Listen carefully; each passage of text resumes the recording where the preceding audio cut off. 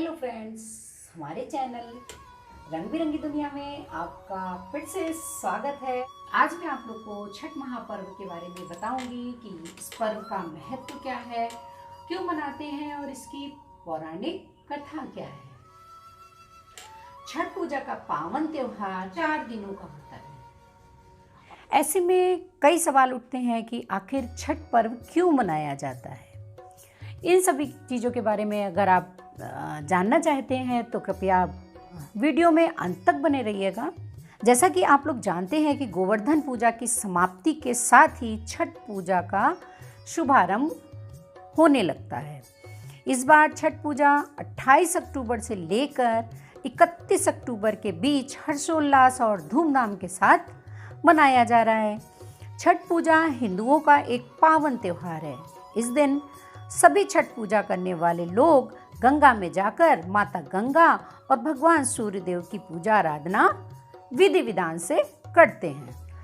पहले दिन नहाए खाए, दूसरे दिन खरना, तीसरे दिन छठ मैया को प्रथम अर्घ दिया जाता है और चौथे दिन सूर्योदय के समय अर्घ दिया जाता है। छठ पूजा का त्यौहार भारत के उत्तर भारत में, बिहार और उत्तर प्रदेश में काफ़ी हर्षोल्लास के साथ मनाते हैं। छठ व्रत में बिना अन्न जल ग्रहण किए हुए इस व्रत को किया जाता है। सूर्य को कमर तक पानी में खड़े होकर अर्घ देते हैं। साफ सफाई का विशेष ध्यान रखा जाता है। इस दिन सूर्य की दोनों पत्नियां उषा अर्थात सूर्योदय और प्रत्युषा अर्थात सूर्यास्त की पूजा होती है। बिहार में षष्ठी माता के लोकगीत बहुत प्रचलित हैं।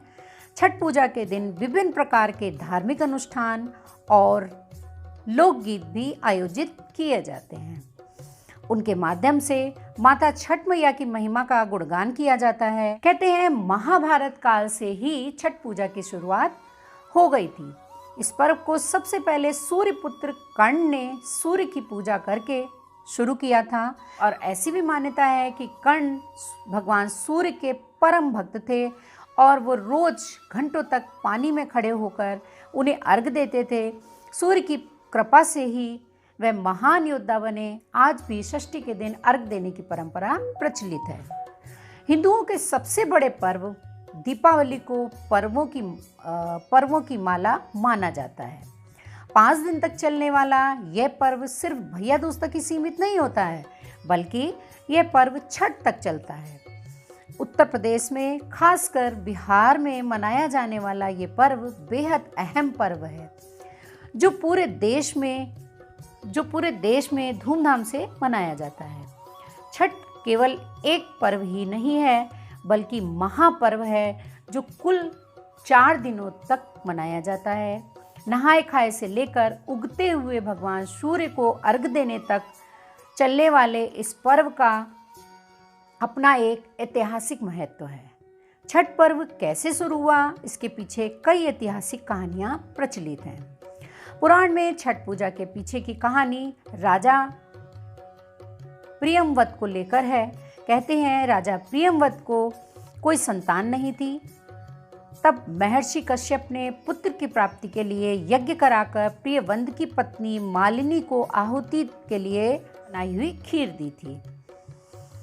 इससे उन्हें पुत्र की प्राप्ति हुई, लेकिन वो पुत्र मरा हुआ पैदा हुआ। प्रियंवद पुत्र को लेकर शमशान गए और पुत्र वियोग में प्राण त्यागने लगे। उसी वक्त भगवान की मानसी पुत्री देवसेना प्रकट हुई। क्योंकि वो षष्ठी के दिन उत्पन्न हुई थी, इसी कारण से वो षष्ठी माता कहलाई। उन्होंने राजा को उनकी पूजा करने और दूसरों को पूजा के लिए प्रेरित किया। राजा प्रियंवद ने पुत्र इच्छा के कारण देवी षष्ठी का व्रत किया और उन्हें पुत्र की प्राप्ति हुई। कहते हैं पूजा कार्तिक शुक्ल पक्ष षष्ठी को हुई थी, तभी से छठ पूजा होती है। इस कथा के अलावा एक कथा राम सीता से भी जुड़ी हुई है। पौराणिक कथाओं के मुताबिक राम सीता 14 वर्ष के वनवास के बाद अयोध्या लौटे थे। रावण वध के पाप से मुक्त होने के लिए उन्होंने ऋषि मुनियों के आदेश पर सूर्य यज्ञ का फैसला किया था। पूजा के लिए उन्होंने मुग्दल ऋषि को आमंत्रित किया। मुग्दल ऋषि ने मां सीता पर गंगा जल छिड़क कर पवित्र किया और कार्तिक मास के शुक्ल पक्ष की षष्ठी तिथि को सूर्योदय की उपासना करने का आदेश दिया, जिसे सीता जी ने मुग्दल ऋषि के आश्रम में रहकर 6 दिनों तक सूर्यदेव भगवान की पूजा की थी। एक मान्यता के अनुसार छठ पर्व की शुरुआत महाभारत काल में हुई थी। इसकी शुरुआत इससे पहले सूर्यपुत्र कर्ण ने सूर्य की पूजा करके की थी।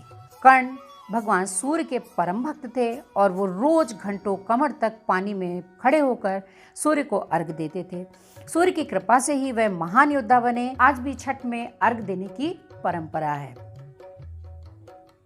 छठ पर्व के बारे में एक कथा और भी है। इस कथा के मुताबिक जब पांडव अपना सारा राजपाट जुए में हार गए थे, तब द्रौपदी ने छठ पर्व रखा था। इस पर्व से उनकी मनोकामना पूरी हुई थी और पांडवों को अपना राजपाट वापस मिल गया था। लोक परंपरा के मुताबिक सूर्यदेव और छठी मैया का संबंध भाई बहन का है, इसलिए छठ के मौके पर सूर्य की उपासना फलदायी मानी गई है। तो कैसी लगी आप लोग को ये छठ की छोटी सी जानकारी? अगर आपको वीडियो पसंद आई हो तो प्लीज़ हमारे चैनल को लाइक ज़रूर कर दीजिएगा और आगे लोगों में शेयर करिएगा। और अगर चैनल में नए आए हो तो चैनल को प्लीज़ सब्सक्राइब ज़रूर कर दीजिएगा। Thanks for watching.